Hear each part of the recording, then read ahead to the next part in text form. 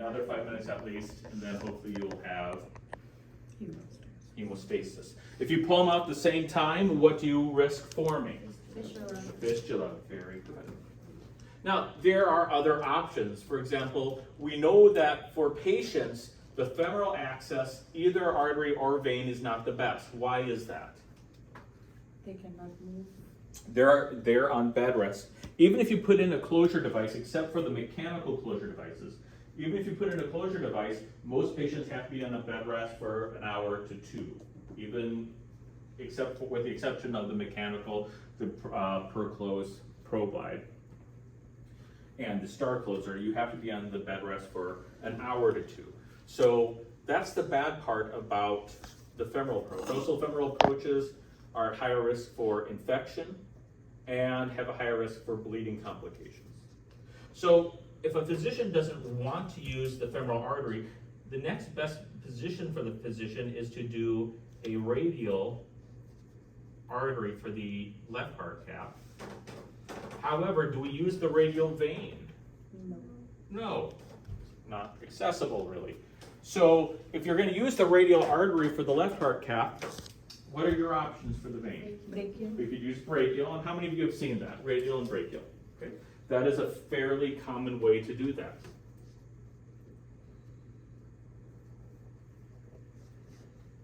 What is another option? Jugular, that's right.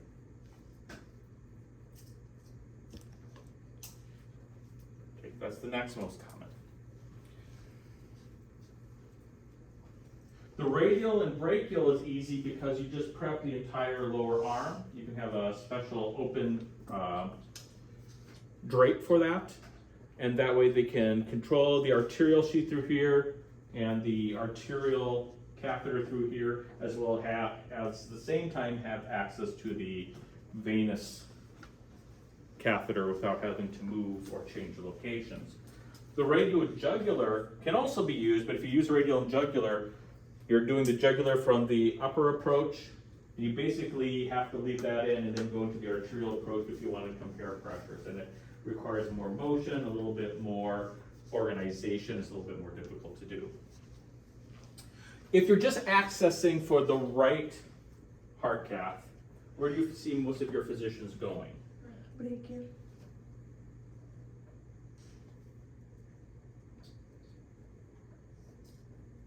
Okay, brachial, which is unusual because most of the country is using jugular. It just depends. What's the last word? Right axis what? Right axis alone, if you're doing the right axis alone. Brachial and jugular, you usually don't want to use the femoral, there's just no reason for that. You can stop the bleeding fairly easily within 5 minutes. The patient shouldn't have to be on bed rest for a right heart cath. But brachial is very common, but a lot of people use the jugular, and the best news about the jugular is there is no limitation to the patient. Once hemostasis is obtained, they can get up, they can walk around, they can move their arms, they can move their legs. It is pretty much non-limiting. Do some doctors, because I've seen just like a right heart cath and I've never seen a jugular, do you think some avoid it due to like the squeamishness? Nope, it's usually because they don't want to hit the carotid. Okay. Yep. About femoral vein sometimes, so you do femoral vein. By itself, usually not, because you're putting the patient on bed rest, and you can get the same results by going brachial. And by going brachial, there is no bed rest. The femoral groin is more likely still to bleed, even with a venous access. They can do it, but it's usually not high on the list. It doesn't mean that they can't. It is not usually high on the list. So we're going to assume for a second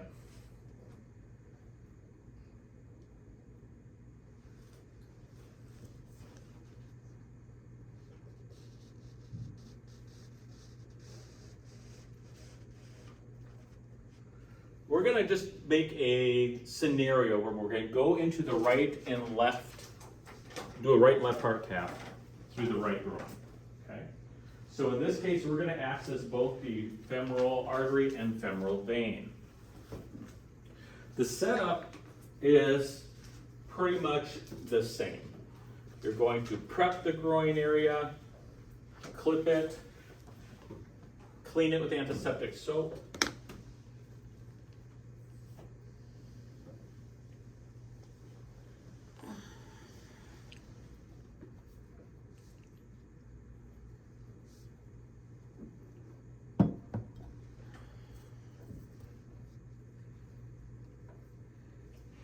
And you shouldn't have to clip any larger than you already did, which is about 2 inches around the access site. Okay? So you're going to clip the hair and clean that area out with antiseptic soap. And if you do the right side, we always do the left side as well, in case we have difficulty accessing from the right side.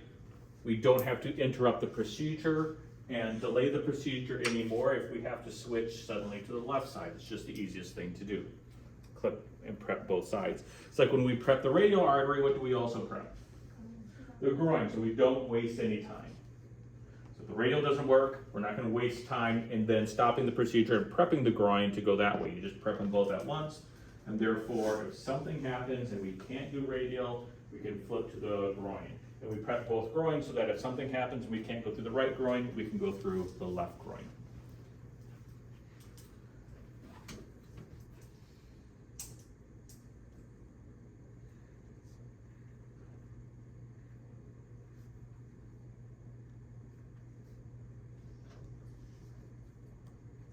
Lidocaine, 2% lidocaine still, about 10 cc's.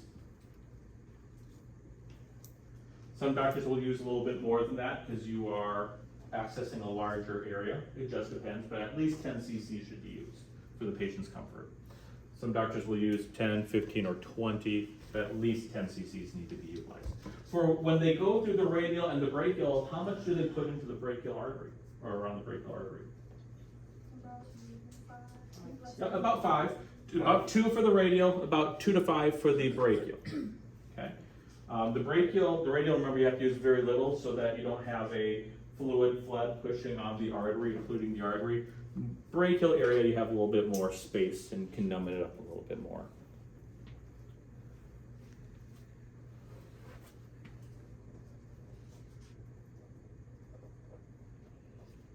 Okay, so when they are doing the access, which one do they try to access first?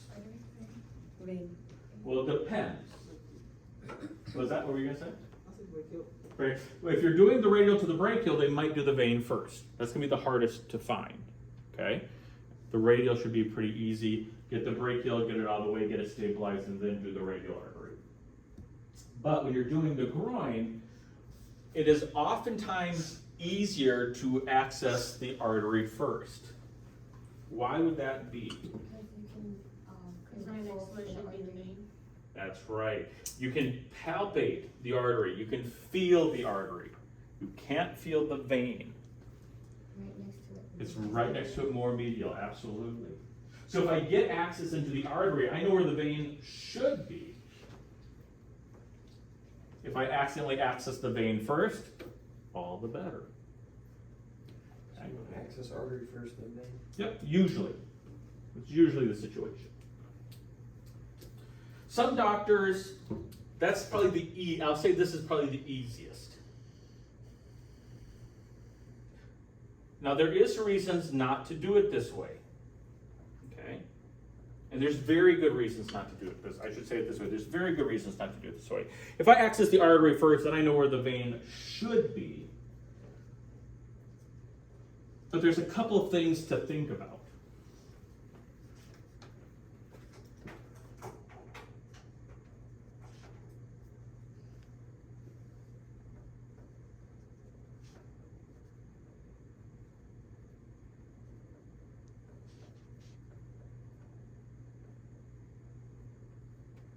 The arterial sheath can be in the way because I'm having to go on the other side of the arterial sheath. And with how they're laying right next to each other, the arterial sheath can be in the way of me feeling and getting access with that venous sheath adequately, or with that vein, with the arteriotomy needle to the venous axis. The arterial sheath can get in the way. I could accidentally pull it out. When I'm removing the needle or the wire, I could accidentally pull out the arterial needle because it's between the physician and their next access. Okay? So that's one reason.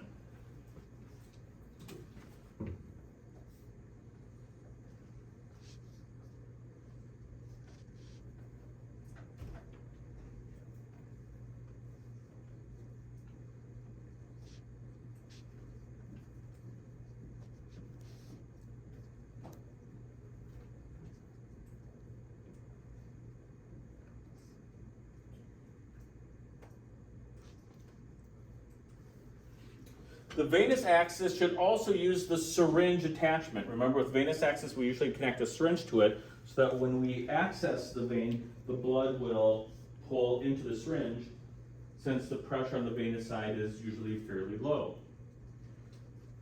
So if I go for the artery first and I accidentally hit the vein, I may not realize that. Okay? So sometimes it's easier to try to hit the vein first, and if you accidentally hit the artery, that's great, you needed to go there first, but at least you have the syringe attached to it in case you do hit the vein first. Arterial sheath is in the way of what? Is in the way, to try to get access into the vein, because there's arterial sheaths here, the vein has to go on the other side of it. So the arterial sheath gets in the way of us getting a good position for that venous access, that venous stick. So you want to stick the vein first, or? It's a reason why a physician may want to stick the vein first. This is the easiest route, but these are reasons why a physician might say, I want to stick the vein first. And usually we try to tell the monitor which one we're going for first. Usually we try to say, try to access the vein so the monitor has a heads up. Because what's going to happen when you get access, the first thing that the monitor is going to ask is, which vessel did you access? So that we get it documented right. Okay.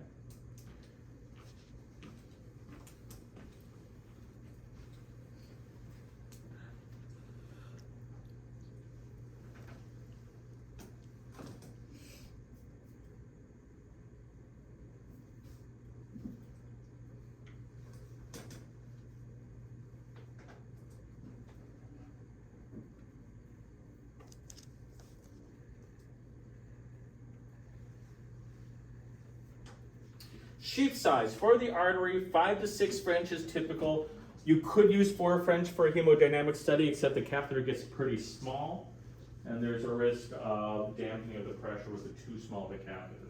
So if you really want a good hemodynamic study for the artery, it's usually a 5 to 6 French sheath.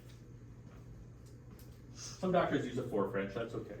But you're going to get better, more accurate results with a larger sheath. The smaller sheath is going to restrict the pressure transmitting into the catheter, and so you might get slightly dampened pressures.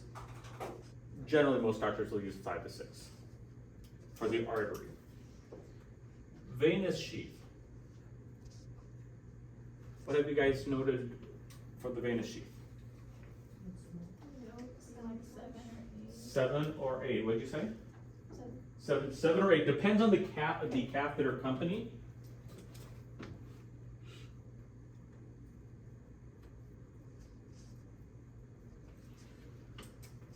Since the pressures are lower, we need a larger lumen catheter so that the pressures aren't dampened by a small orifice. Okay? And you have to know your catheter company. Some catheter companies, because of the balloon tip, they will say that this catheter is actually 7.5 French. So if it's 7.5 French, what sheath size would you need to use? 8. Some catheters will say true 7 French. If it's true 7 French, what size of sheath do you need? 7. 7. That's right. So it depends on which catheter you're using and which catheter company you're using. Simple swans can be as small as 6 French, but most doctors will still use a 7 French sheath in case they want to do something else or transition to a thermal dilution. So 7 to 8 French sheaths are what are utilized for venous, most of the time, the majority of the time, for the venous access. So it's for 2 reasons. For the swan size and for the fact that the pressures are Yes, lower. the 7 to 8 French gives us the, for the venous pressure, since they're so low, will give us the best transfer volume. Okay. Too small, it'll limit the pressure transfer, and the smaller the lumen, the more friction you will have, the more energy will be absorbed before it gets back to the transducer. So we want the larger lumen size. Where in the artery, there's so much pressure there, we actually have to dampen some of that pressure out. That's why we have to create longer tubing and add. With the right heart cath, we don't want to do that. So it gives best transfer of blood. Pressure through the volume. The problem that we have with right heart catheters, though, is they wiggle, And oftentimes with the right heart caths, you'll see a wiggling in the pressure waveform because the catheters are so flexible that when they get into the right ventricle and the right ventricle really starts to contract powerfully, you'll get a little wiggle in your waveform. That's because of the resonant frequency that it is hitting.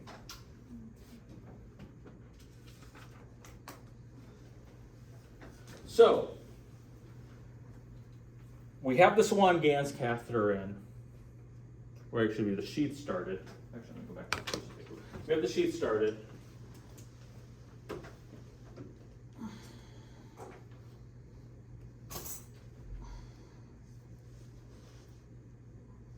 When they're putting the sheet in, do they try to stagger these? Are they right next to They're each usually other? right next to each other, as close as they can. Yeah, because you don't want to go too high, because if you remember, you only have about this much to hit for the common femoral artery and vein, because it needs to be between the inguinal ligament and before the artery bifurcates. Right. And so you only have about 2 inches, so you can't go too high, otherwise you get too close to that inguinal ligament, and that increases the risk of retroperitoneal bleed, and too low, you're risking getting to smaller vessels. So you really want to be pretty close to, right next to each other. So pressure recording. We talked about last time the most, or the preferred method, what we consider an accurate method, is to record pressures during insertion.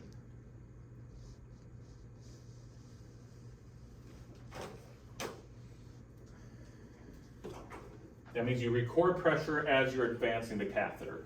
However, this is hard to do because we want our pressures recorded as close as possible to each other.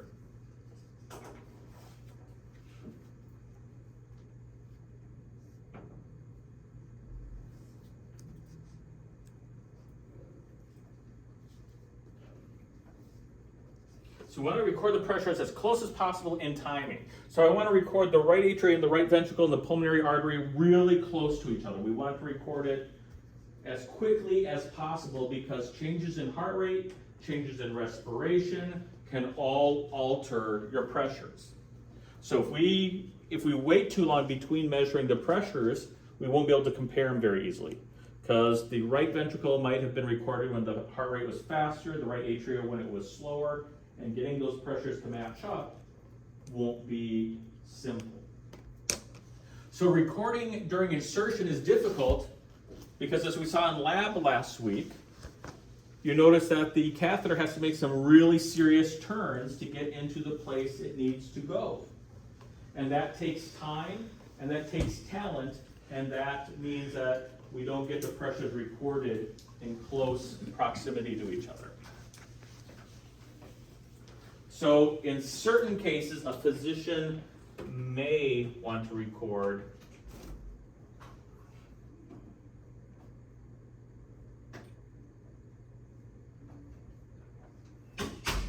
during removal. And what we mean by that is we go all the way out into the pulmonary artery, we do the thermal dilutions, and then we record coming out. It's not considered optimal because when you do thermal dilution catheters, you're changing some of the parameters. You've added fluid to the heart that wasn't normally there. So some doctors do it during removal though, because it is easier to get the pressures recorded in close proximity to each other. It's not considered the best option because by doing thermal dilutions, we are going to change the parameters of fluid, volume, etc. that the heart is dealing with.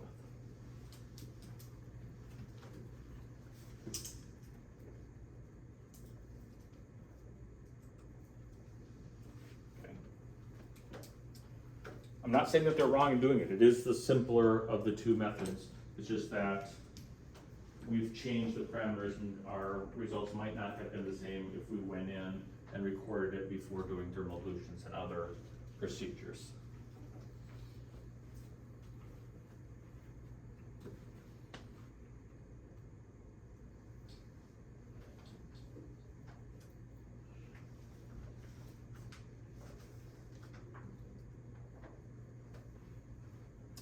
Also, you're going to record right heart before left. You're going to go with the Swan-Ganz catheter, and you're going to record the right heart pressures before you start recording the left, or at least before you insert the left catheter.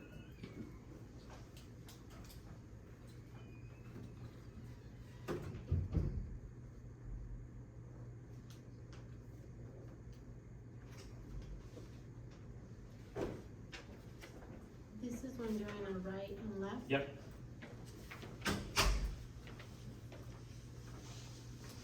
And during the right and left heart catheterization procedure, more often than not, you're going to do a simultaneous recording.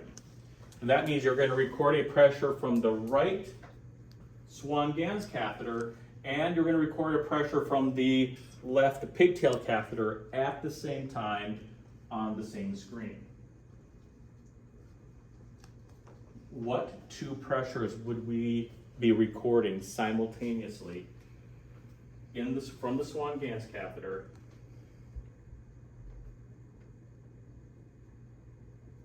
and the pigtail? What could I possibly be recording at the same time? Ventricular pressure? What ventricular pressure? Right and left? Specific, no. It's not both ventricular pressures at the same time, no. Systole and diastole? No, what? The LV. What'd you say? LV and wedge?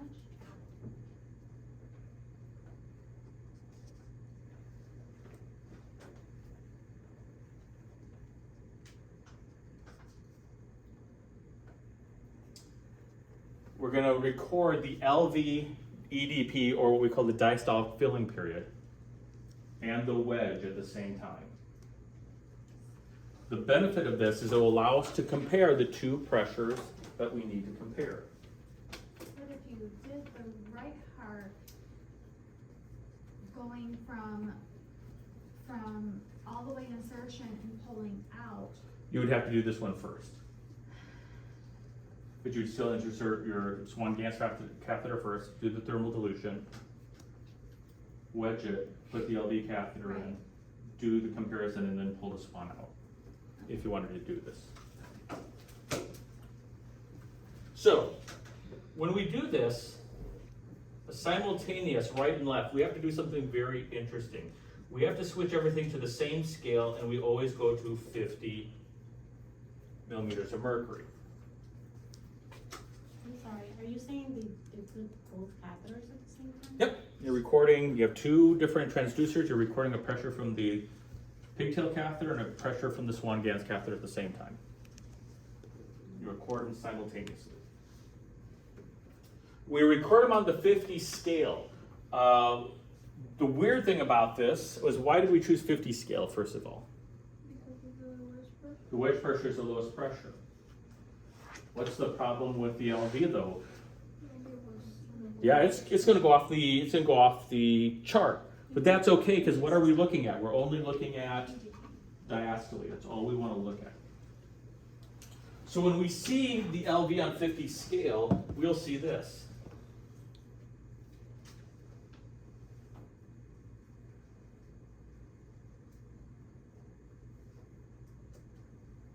That's what the LV will look like on 50 scale. If we were at 200 scale, we would see it continue to go up. Like so, but I don't, because I'm recording it on 50 scale. Meanwhile, the wedge pressure would look like the following.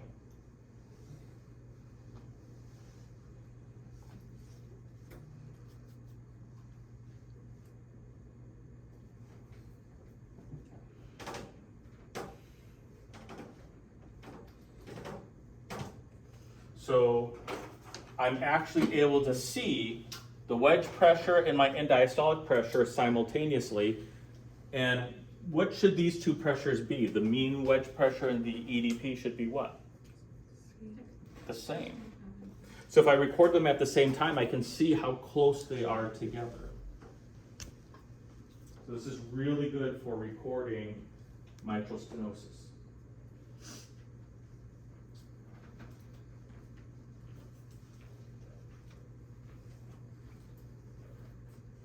So every now and then you'll hear them say, okay, LV EDP pressures, and they'll do simultaneous recording. It may look weird, and you'll be like, well, I'm missing half the LV, and that's because the only thing we're looking for here, when we're comparing the wedge pressure to the left ventricular pressure, we're only worried about the diastolic filling period. And remember, the diastolic filling period is between isometric relaxation and isometric contraction. So we're only concerned about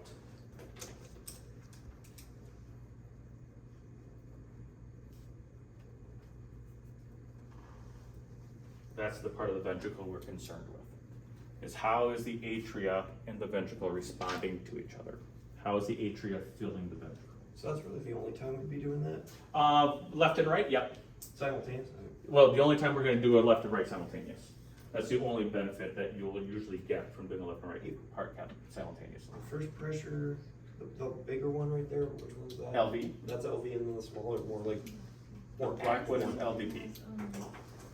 Or is the wedge. so that's wedge. This is the wedge. Okay, yeah, just wanna make sure I label it right, thank you. Okay. You put it in the back, so you, and then Yep. that one. So this is the EDP. And that's. Right, okay, so, yeah. Okay. So we're looking to see how is the ventricle filling and how is the atrial filling the ventricle. Because this is passive filling, this is active filling, and this is the ventricle filling in response. So we're seeing both sides of the valve. So that means diastolic filling pressure, Diastolic filling, period. period, okay. And it goes back to those charts that you have. Okay.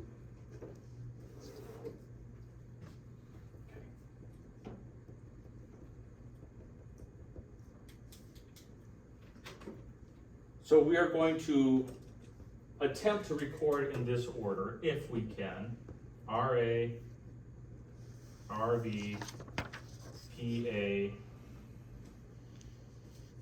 wedge, and then we'll try to do an LV wedge recording.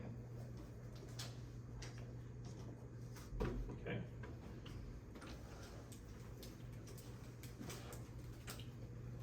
So when we're recording pressure, and somewhere between doing the PA and wedge and LV, or somewhere between doing the wedge and LV wedge pressure, we'll probably do a thermal dilution between those 2 points before we put the left catheter in. What's that? The FP diastolic filling period. That's the period that the ventricle is filling.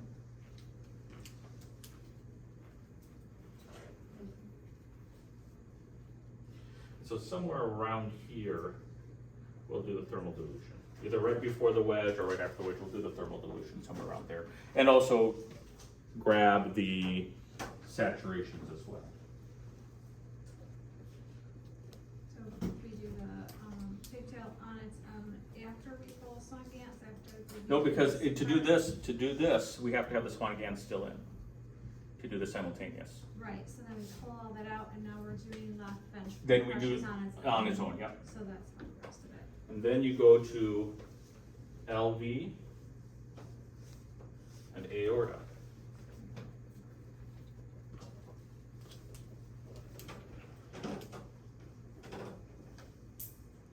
Now there's something interesting when it comes to LV and the aortic pressure. We would like to get a simultaneous tracing of the LV and aortic pressure as well. What would that tell us? If we could get a simultaneous tracing of the LV and aorta, what could we determine? Yeah, aortic stenosis. It's really hard to do that. Most of the time, how do I look for aortic stenosis between the LV and aorta? You hear the physician and the monitor talk about something. Great, before that. Pullback. So with a pullback, the majority of times when we compare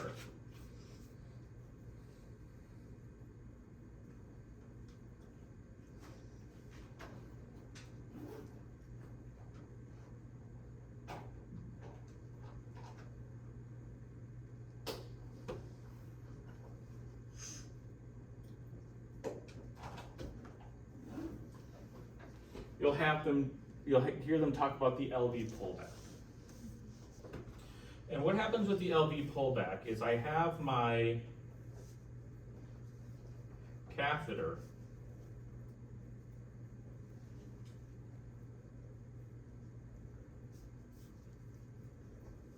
in the LV, and what does the doctor then do? Should be slowly pull back into the aorta. How do most doctors do it? I say like it's kind of like starting a lawnmower, just try to pull it back. And when it crosses that aortic valve, as you pull back, you will see it transition to aortic pressure.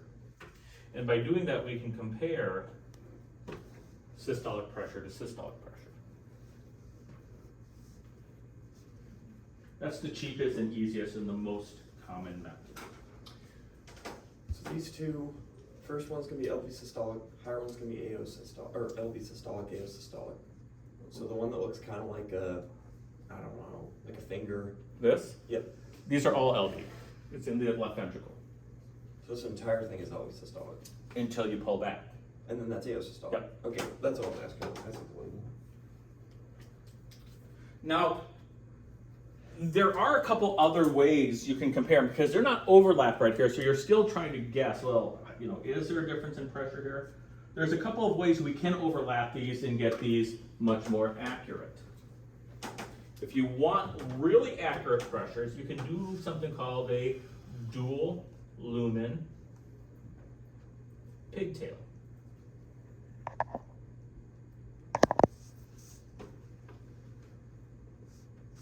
A dual lumen pigtail is just as it sounds.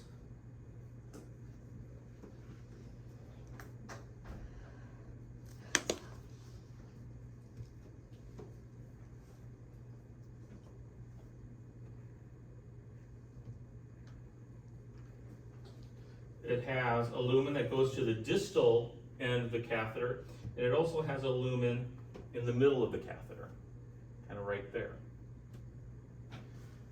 And the reason we have these is that way the pigtail part can be inside the ventricle and this opening can be outside the ventricle into the aorta. And we can measure aortic pressure and ventricular pressures at the exact same time. One of these lumens goes to the LV and one of these lumens goes to the aortic opening.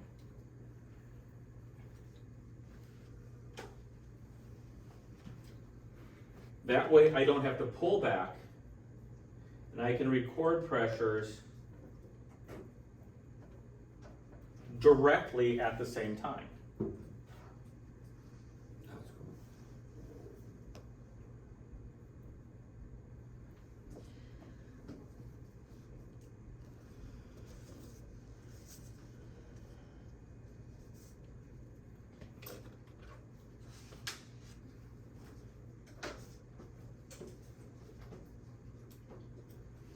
And they will actually overlap each other. And it's a lot easier to compare it like this than it is to compare it like this.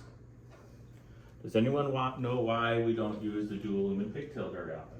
Because not everybody's anatomy is the same. Not everyone's anatomy is the same, it's one reason.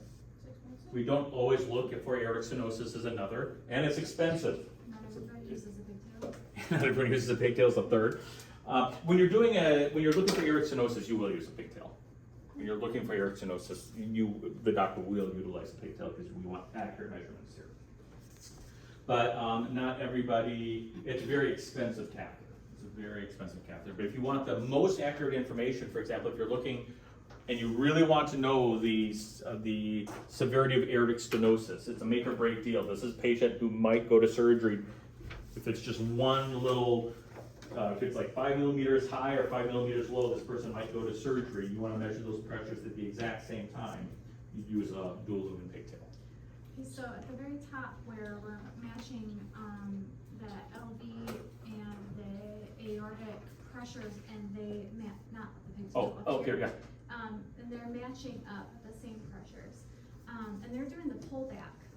Our job is, like say we're monitoring it, is to change from LV on the screen To aorta. to a aorta. Most of them How have- do we most do of- that at the same time? It's hard. Back in the day, you had to physically do it really quickly, and you were just waiting for it to see it change. And your system records about 10 seconds.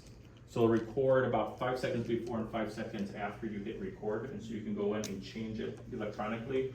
In the old days, we actually would have to hit record and then hit the change as you pulled across.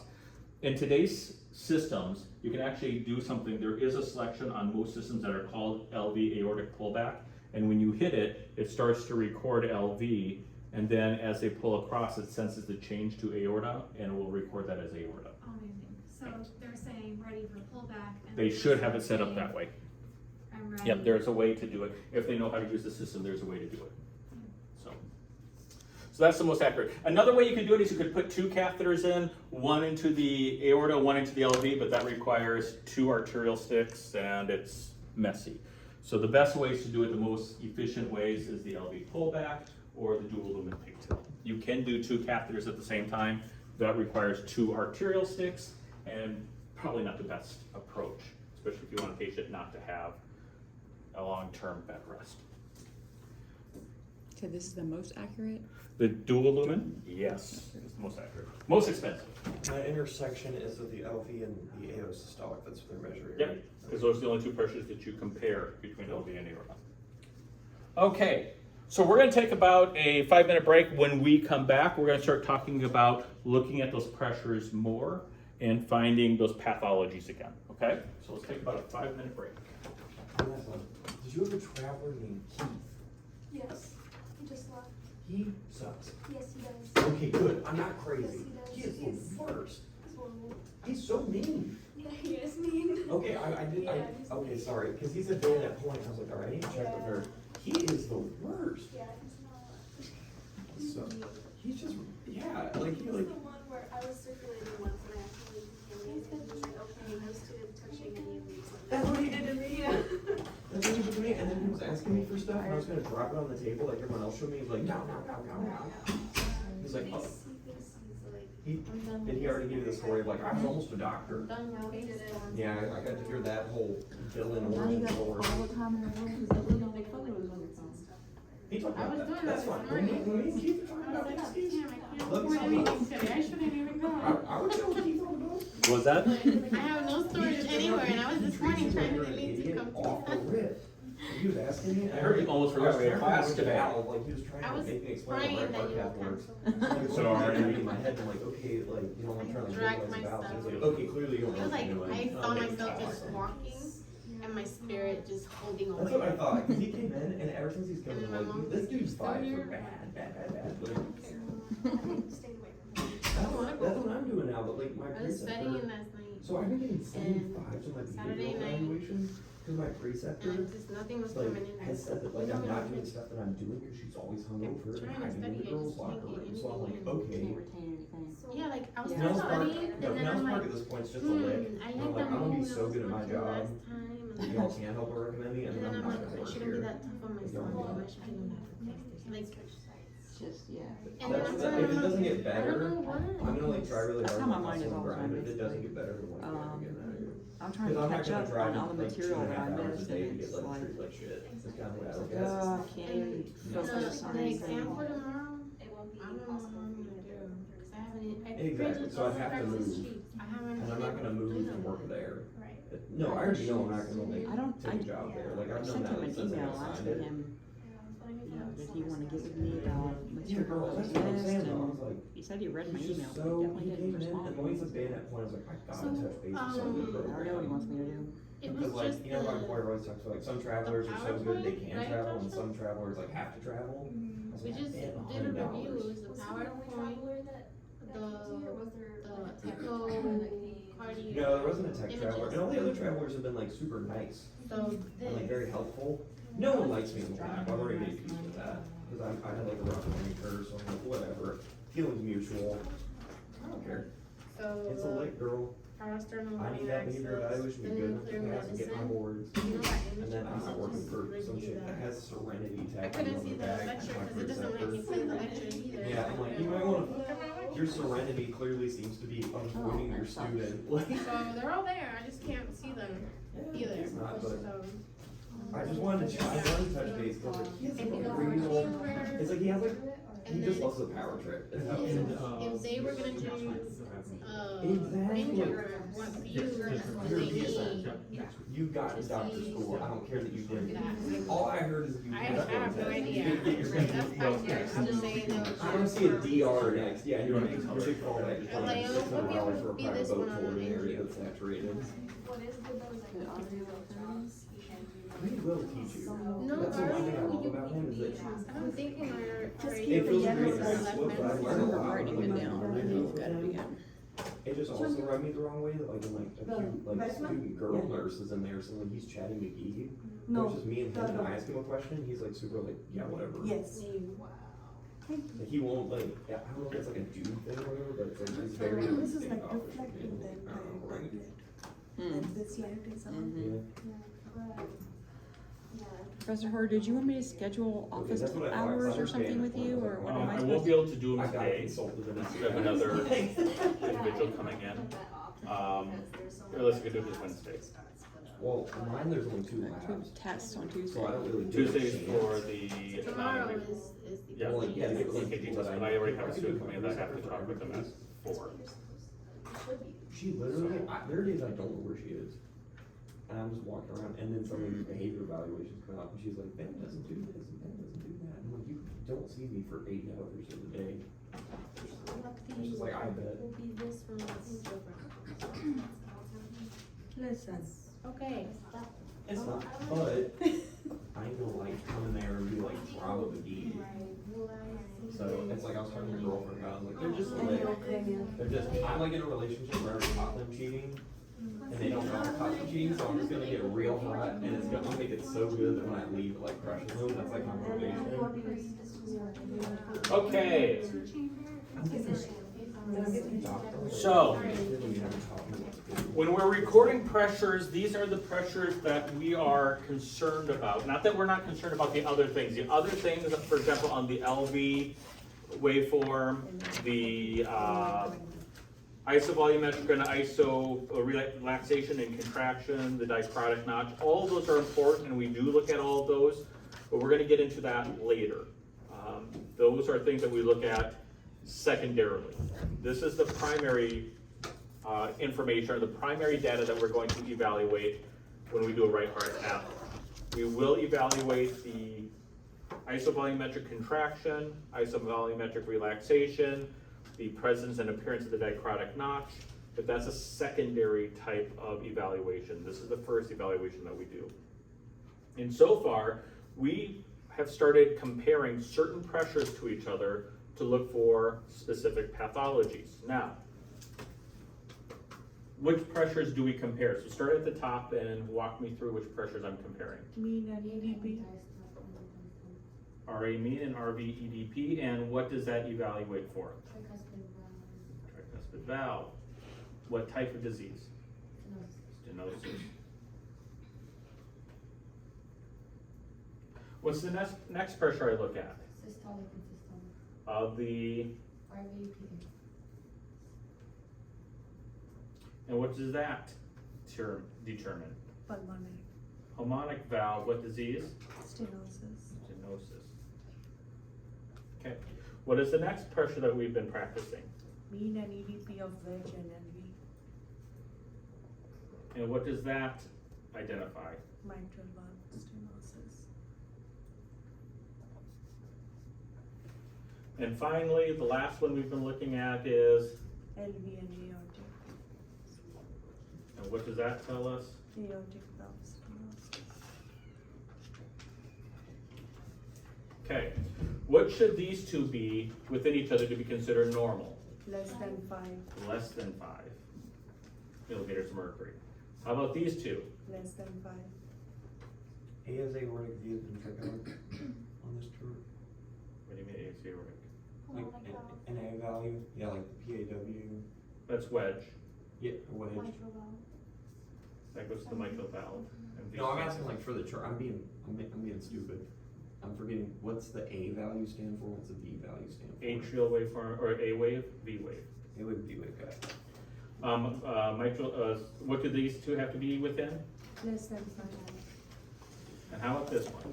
Less than 10. Less than 10. They have to be within those pressure waveforms to be considered normal. Now, you've heard the term used called a gradient. A gradient is a pressure difference that exists between two pressures that should be equal, or close to equal.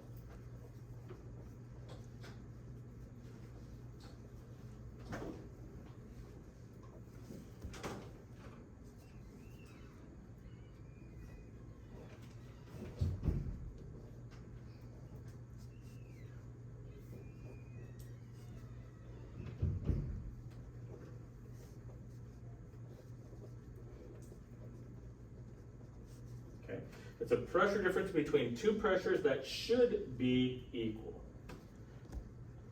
Now, that's a little bit misleading because our pressures will probably never be exactly equal. They should be close. However, if the difference between my mean and end diastolic pressure is 5 or greater, I would have a tricuspid valve gradient. Okay, so if these two pressures are greater than 5 or at or greater than 5 millimeters of mercury difference from each other, that is what we call a gradient. There's a pressure difference where there shouldn't be one. If these two pressures were 5 or more millimeters of mercury apart from each other, we would say that we have a pulmonic valve gradient. If these two pressures are greater than 5 millimeters of mercury from each other, we would say we have a mitral valve gradient. And if these two pressures are more than 10 millimeters of mercury apart from each other, we say that it's an aortic valve gradient. So gradient is when we have a pressure that is farther apart than their normal values. That means there's a pressure gradient, means there's a difference in pressures. You hear it talk about if you hear the weather all the time, there's a pressure gradient moving. Well, that means that there's a high pressure against a low pressure and it's moving in. When you say there's a gradient, do you always have a number with it? There's like. A 5 millimeter gradient, a 7 millimeter gradient, yep. This is sick. Is that, what does that say? Stenosis? Aostenosis. Aortic. AO is always stands for aorta. So if they're the same, there's no gradient. No gradient. If it's under 5, there is no gradient. So you have that 5 millimeter of mercury leeway and 10 millimeter of mercury leeway between the LV and aorta. So that's when you hear them say no gradient, that means that it's within the normal values. Okay. So, there are other things that we can tell, however, by this.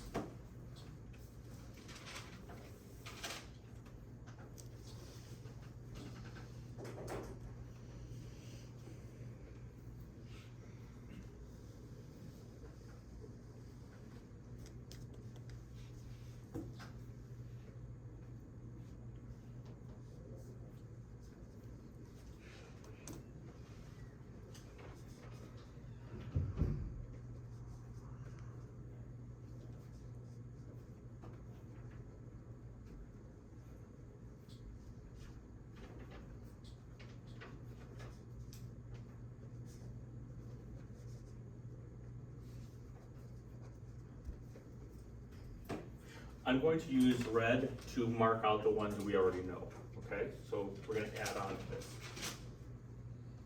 We know this one. We know this one. We know this one. And we know that one. Does that make sense? Okay. That tells us if I have stenosis. Now there are a couple of other things I can tell on this. I can tell regurgitation as well as lung disease. Okay. So we're going to start with lung disease first. Where are the lungs located? Between PA and wedge. Between PA and wedge, right? Lungs are, does everyone agree that the lungs are here? Okay. So normally our lungs don't provide a lot of resistance. They're not designed to. We want blood to flow very freely and in large volumes to the lungs so we can get maximum oxygenation. So in the normal body, the pressure pushing into the lungs should be close to the pressure pushing back into the atria. the mean PA and the mean wedge should be close to each other.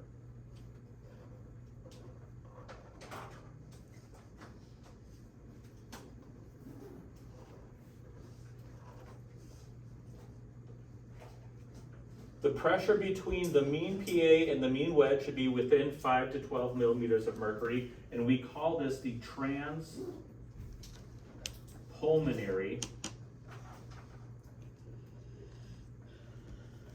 gradient, or TPG, the transpulmonary gradient. If that number is too high, that means you have hypertension. That is a sign of pulmonary hypertension. The lungs are putting up a lot of pressure.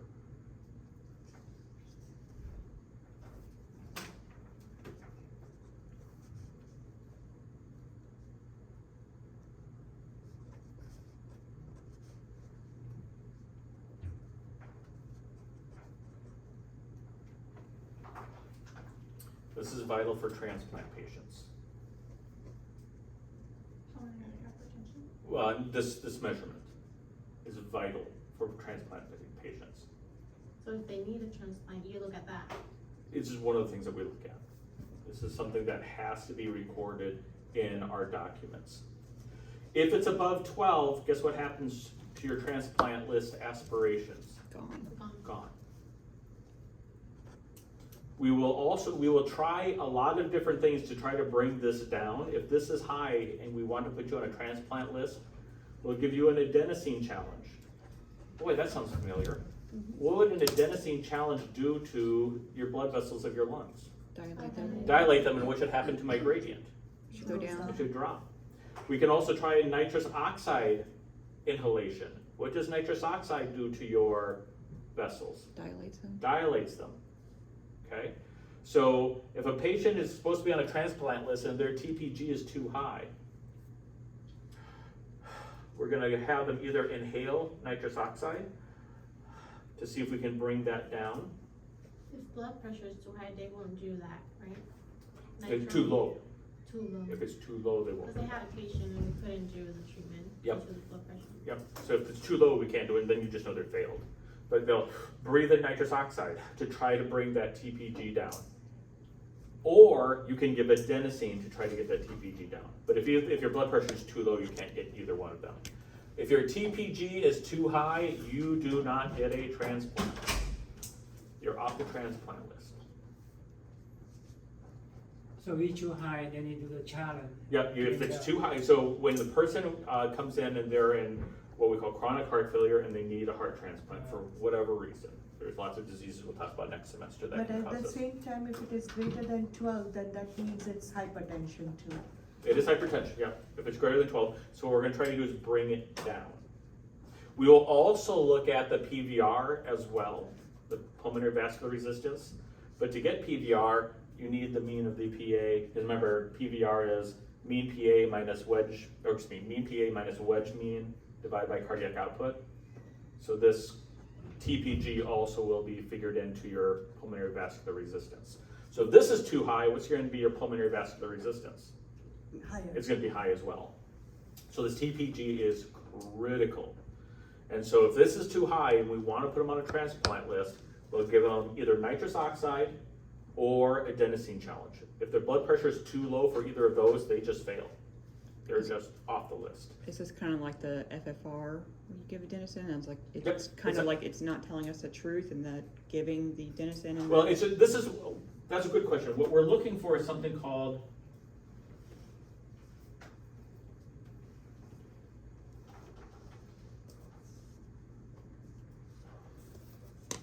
in this case, it's not telling us the truth. It is telling you you have hypertension. What we're trying to see, is it reversible? Can we change the hypertension? Okay. Because if we can change the hypertension and make that hypertension normal, the heart will survive in your body. But if we give you adenosine and nitrous oxide and it doesn't come down below 12, if we put that new heart in you, it would instantly fail. And we've just killed you and we've wasted a transplant heart that we cannot retransplant to somebody else. So this TPG is vital and it's vital that it is accurately recorded. And if it's too high, can give you an NO2. If you're going to be if it's just too high and you're not on a transplant list, we'll just say, okay, we're going to try to get you some medications to bring that down. But if we want to put you on a transplant list, we have to see if it's brought down. Which brings up the question I've asked some people already. You know the answer if I've told you it.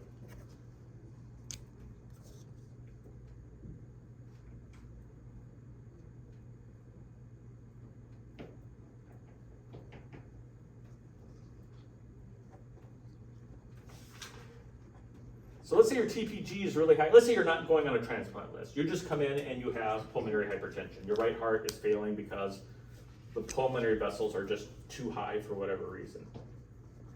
Does anyone know the 2 drugs that are most effective, other than, there's an IV drip we can give you of prostacyclines, and we'll talk about that more next semester, but there are 2 drugs that are effective for treating pulmonary hypertension. Lasix? Nope. Not for this type of hypertension. Nitro? Lasix is good just for hypertension in general, for systemic hypertension. Nitro was. No?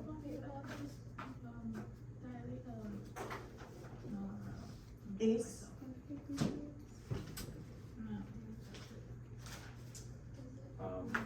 Hold on a second.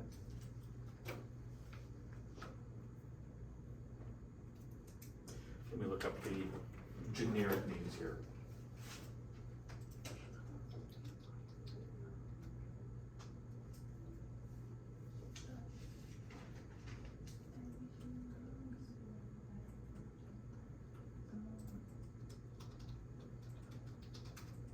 One of them is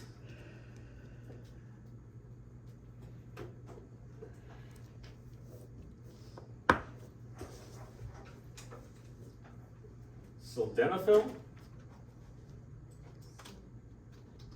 That sounds really familiar. That's an ED drug. And the other one is tadalafil.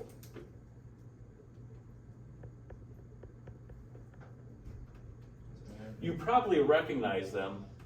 They're hard names to remember. This is Viagra. This is Cialis. You give that to women too? Yep. Believe it or not, Viagra and Cialis, when we first discovered them, were being studied for pulmonary hypertension. They were pulmonary hypertension drugs in their initial research studies, and they're very effective. However, what we found out during the study is that people who took these, it gave them a rise. So what, we could go on all day with those. So instead of finishing the pulmonary hypertension study, guess what they switched it to? An erectile dysfunction study, because it's much more lucrative. That must have been a very awkward study. It was strange. Like, we were giving it what IV is happening? and IV at the time, so it was different. It didn't have a long-lasting effect as it was IV, but Was it like immediate? it was pretty quick. Oh. But so they found out that this was a benefit for males, and so they didn't finish the pulmonary hypertension study, and they switched it to an erectile dysfunction study because it was more lucrative. Because But- more men have that than they do pulmonary Yeah. hypertension. And people are more Stay willing to up pay for past that. 2 o'clock and watch Fox News. That's all Yep. you're going to see. So Viagra and Cialis, so these are both very good pulmonary hypertension drugs that people can take. People prefer the IV prostacyclins that we'll talk about next semester. There's an IV drug we can give for this periodically, and they can come in with an IV therapy. And part of it is because it's very difficult to go to a pharmacist and say you need this a daily dose of this for pulmonary hypertension.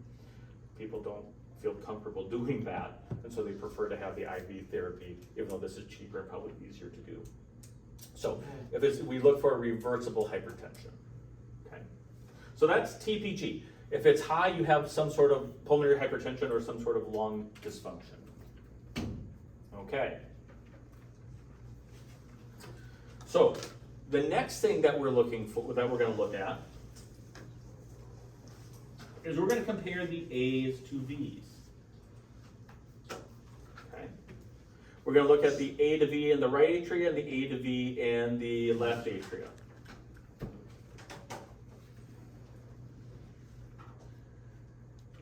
So PAW is wedge, but yours is look at the left atria. Yep. Okay, that's right, because you're blocking it, it's gonna be.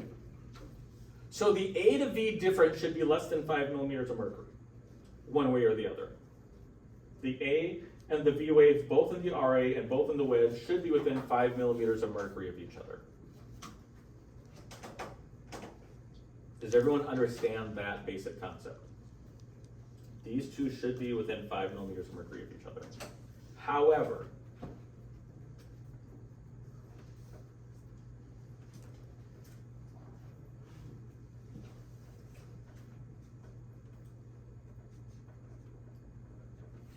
if the V is greater than the A by 5 or more millimeters of mercury, this indicates a problem. What does the V wave indicate? Volume filling the atria, right? Normally that volume comes through the body back into the atria.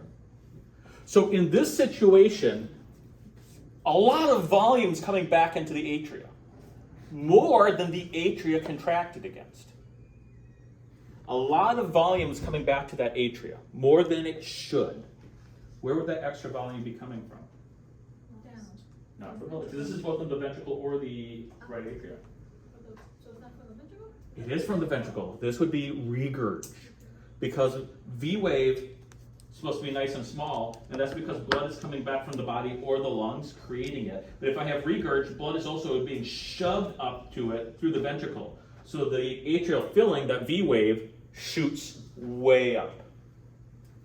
So if my V wave is greater than my A wave by 5 millimeters or more, I have tricuspid regurg,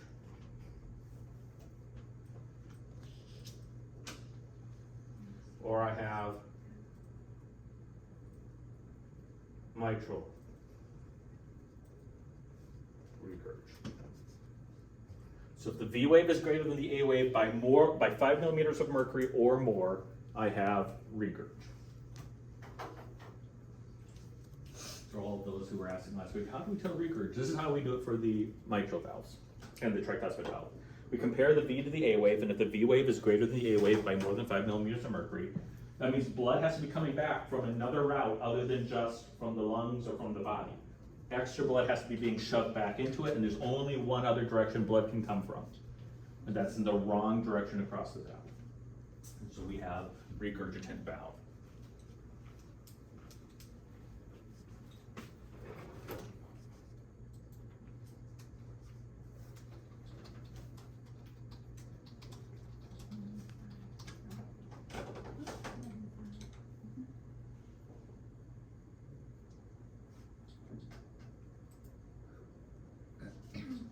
So you say that the blood goes down to the ventricle and the ventricle from the ventricle back to the atrium? Yep, the ventricle is pushing blood back into the atrium. Then the A. Yeah. Okay. So that's how we figure out tricuspid and mitral regurg, as we compare to A and the B's. I have two other valves I have to regurg, or I should have to, but might regurg. I have two other valves that might regurg. What are they? Aortic And aortic and pulmonic. Now, to determine aortic and pulmonic regurg, we compare the systole to the diastole. No, those are never equal. One has to be high and one has to be low, right? Okay. There's a comparison, though. So I'm going to move down here to discuss this.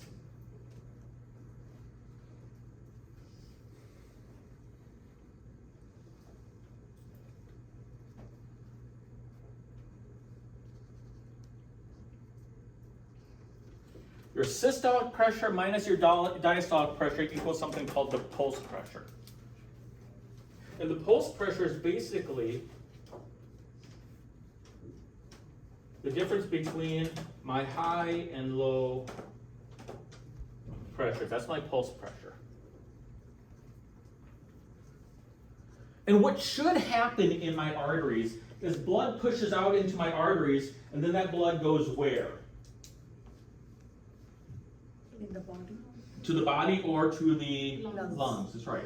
And how fast does it go through the body or through the lungs? Real fast. You sure about that? Does this say really fast? Gradual. Yeah, it's kind of gradual. It slowly goes out and it slows down a little bit. It slowly goes out.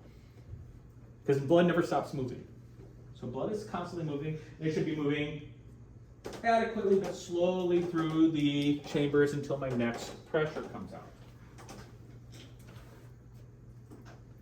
So, if this is my normal aortic pressure,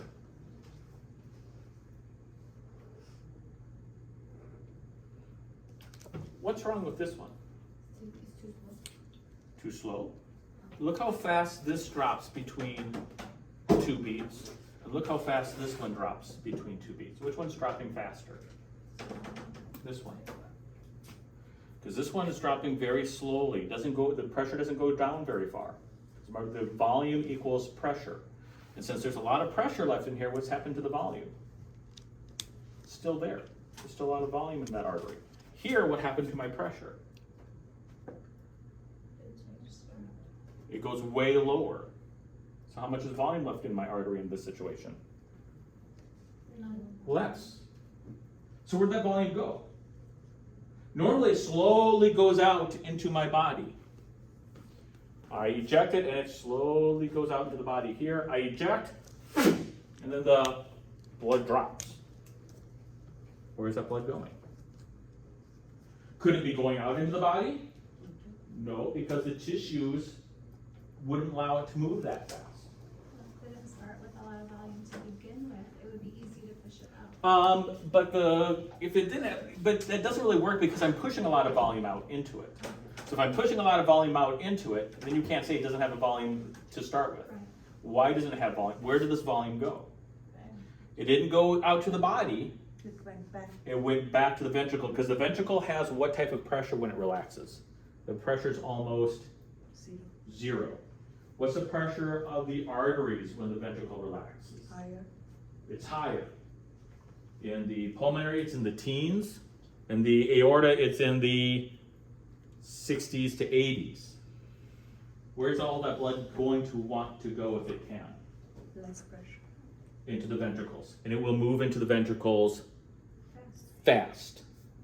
So what ends up happening is if I have regurg, my pulse pressure jumps. Because the blood is pushed out by the ventricles, and where does all that blood go back to? Back to the ventricles very quickly. And so if I have regurg, my pulse pressure jumps. It gets really high. Normal pulse pressure for the aorta is 40 to 60. That's the normal pulse pressure of the aorta. Anything above that, I would have regurg. So what does the ventricle look like when that's happening? How does that affect?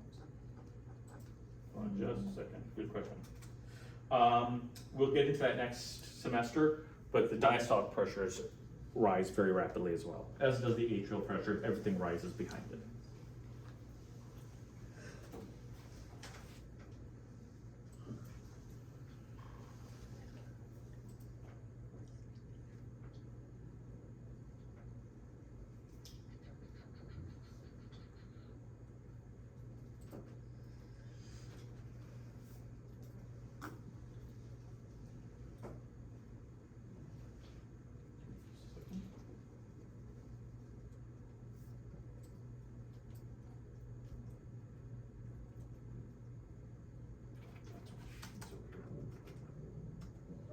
Try to show you a picture of this, but I can't not pull it up.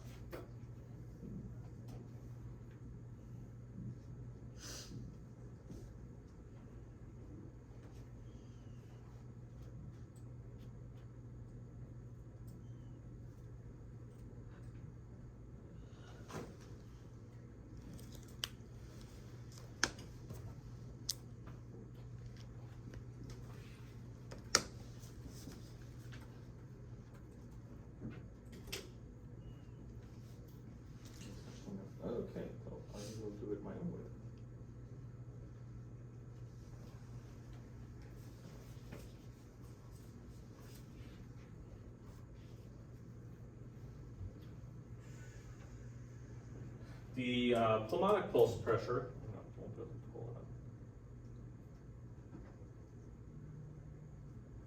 is between 4 and 25.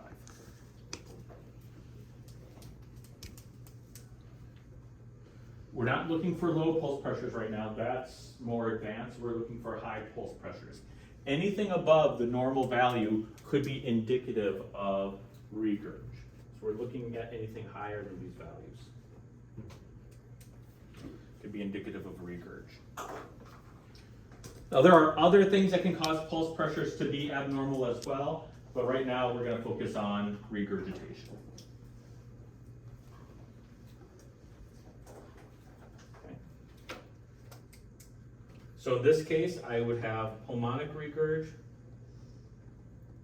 and I would have aortic regurg, if those are greater than their normal values.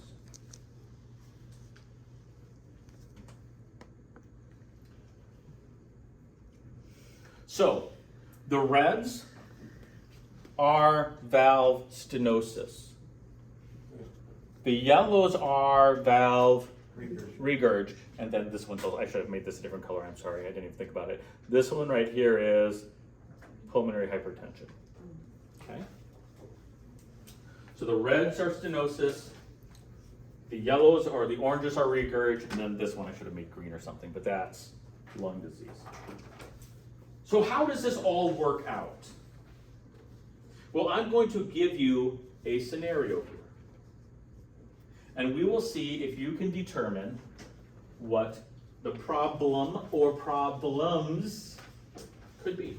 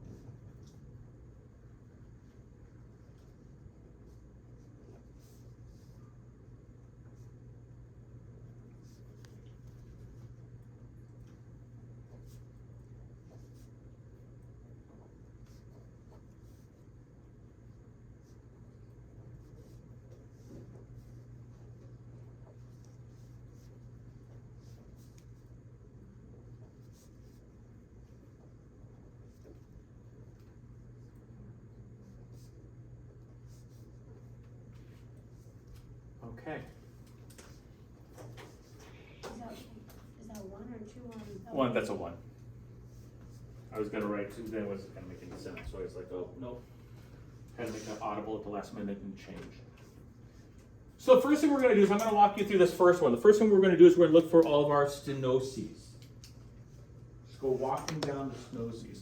So which two, or which pressure should I look at for stenoses? Let's just circle them before we go any further. Which pressure should I circle for stenoses? Mean and Median and EDP. Okay.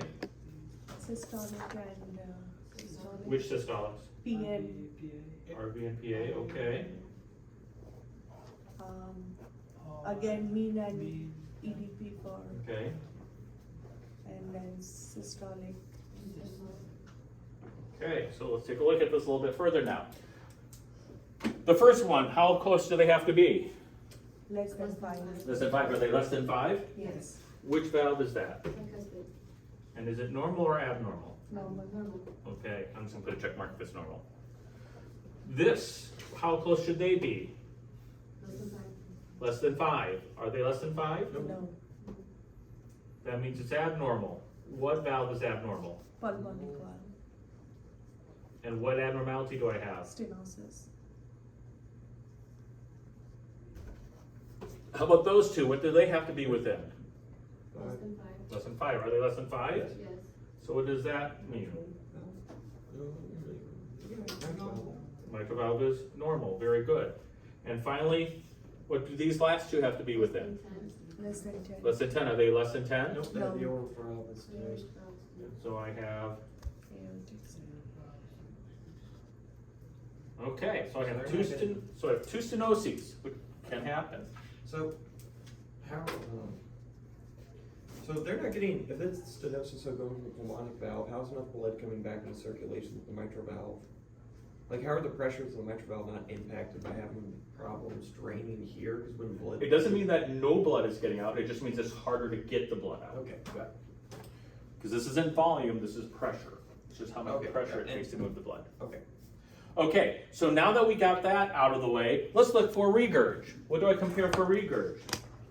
A and B. A and B. Where else?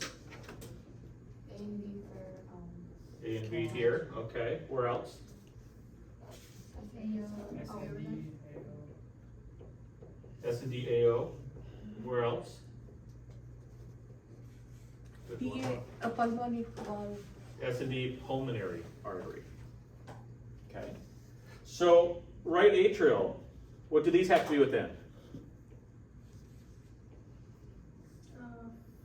5. 5, that's right. Magic number is 5 here. Is it within 5? And it's, the V wave has to be higher than the A wave. Okay, if the A wave's higher than the V wave, it's not regurg. The V wave has to be higher than the A wave by 5. So what valve is this checking? TV. TV for regurg, right? And it's okay. What does this have to be within? 5. No. This is my what? Fortitude. Is that the? 4 to 25? This is my pulse pressure. So this has to be within 4 to 25. 25. Is this within 4 to 25? 17. 17 minus 9? What's 17 It's minus 8. 9? 8. Is that normal or abnormal? Normal. Normal. And what was that testing for? Pulmonary valve. Pulmonic valve regurg. What does this have to be within? 40 to 60? No. No, 5. This is 5. wedge. yeah, less than 5. The V wave has to be less than 5 millimeters greater than the A wave. Is that true? Yes. And what does this tell me? Mitral valve. And is it okay? Yes. Okay. And what does this have to be within? That is 40 to 60. 40 to 60. Is that within Yes. 40 to 60? Yes. And what does that test for? Aortic valve. Regurg. And that's okay. So do I have any regurgitant valves? No. No. What's the last thing I can check right now? Pulmonary hypertension. And how do I check pulmonary hypertension? Yes, those two. PA and wedge. What do they have to be within? 5 to 12. 5 to 12. Is this within 5 to 12? Yes. So what is this patient's pathologies? Stenosis Stenosis of semilunar. both semilunar valves, yeah, aortic and pulmonic valve. And that's how we use pressures. If you line them up like this, all you have to do is make circles. Make sure you're circling the right things, of course. So it's regurg, stenosis, stenosis, regurg, regurg, stenosis, stenosis, regurg. Over and over again. And you can identify pathologies of regurgitation, stenosis, and pulmonary disease. That quickly. Pretty fun. On that note, that is enough for right now. We're going to be starting off practicing a little of this in lab with each of the groups. And I will see you all downstairs.